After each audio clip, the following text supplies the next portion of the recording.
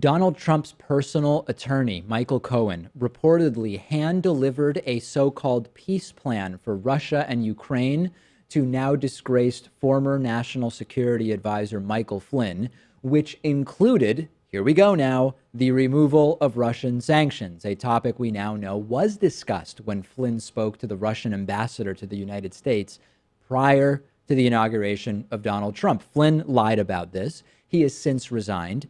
And in exchange for lifting sanctions against Russia, this plan that Donald Trump had was going to see Russia withdrawing support from pro-Russia separatists in Ukraine, and it also would have allowed Russia to maintain control over Crimea.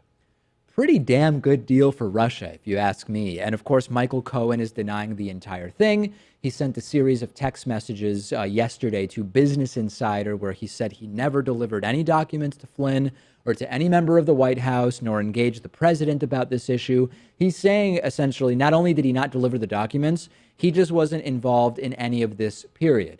The New York Times is standing by its story, telling the Washington Post that Cohen told the Times in no uncertain terms that he did deliver the Ukraine proposal to Michael Flynn's office.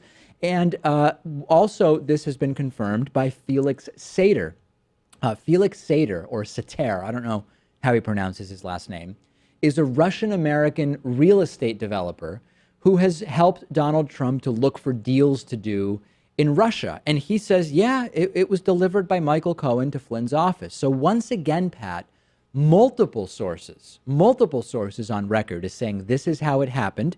And as we're used to now, the Trump associate just flat out denies that anything took place at all. Who do you believe at this point? Right. I mean, it would be interesting to see if Michael Flynn was the first person out of many to start resigning from the Trump administration, with Michael Cohen being next, because Trump is willing to throw them under the bus and he doesn't treat his subordinates very well. So, I mean, this could be a trend we see. Yeah. Cohen, of course, not part of the administration per se, which is also what makes this more disturbing, that he's Trump's sort of like personal lawyer. So obviously he's one of the guys involved in being involved with Trump. Regardless, the buck stops with Trump, though. Absolutely. And there's another reason that this is huge. Remember that Trump blackmail file?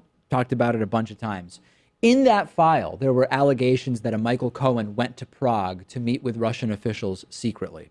He denied it, denied ever having been to Prague. And it was then thought, it's possible that this referred to a different Michael Cohen who went. If we go back through the file, though, it more generally said that there was a man named Michael Cohen that was part of an ongoing secret liaison relationship between the Trump campaign and Russian leadership. It may indeed be that it was this Cohen that was being referred to, and it would be yet another data point, or an alleged data point at least, that suggests connections between Michael Cohen and Russia. It could be yet another corroborated aspect of the Trump blackmail file, in addition to everything that we learned about last week.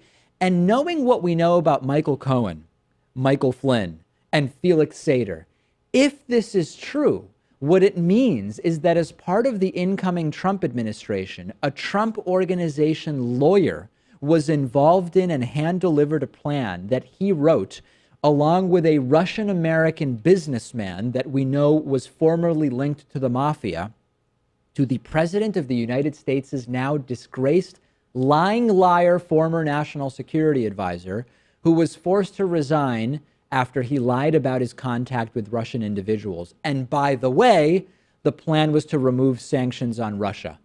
Nothing to see here, folks, right, Pat? Nothing here to be concerned about. Yeah, I think a lot of people wonder what Russia would want in exchange for influencing our elections. But I mean, that's pretty clear to me. A favorable position on Crimea, for example, reduction of sanctions would be a good thing for them. And also just this idea that, well, we do things that are wrong and America does things that are wrong too. And so it's both one and the same. Last thought on this. I want to suggest an alternative way to think about the is Trump a Russian puppet question.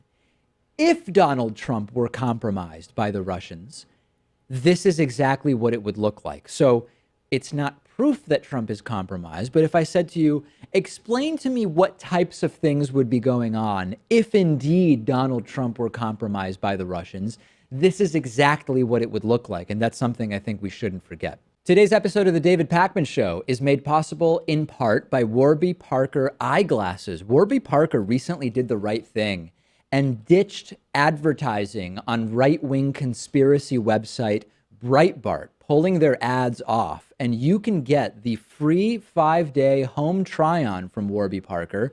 Check out their glasses. I use them when I'm not wearing contact lenses. I started with the free at-home trial. They send you 5 pairs of glasses. You see which ones you like. You send them back, and whichever one you pick, they will put your prescription into. I like this because I can actually show the glasses to other people and not have to just decide on the spot like in an eyeglass store. The eyeglass industry is controlled by very few corporations that keep the prices very, very high, even over $300 for prescription glasses. With Warby Parker, they start at just $95. Mine costs that, including lenses. And for every pair sold, they give a pair to someone in need. So to try the 5 pairs and support the David Pakman Show, go to warbyparkertrial.com/TDPS.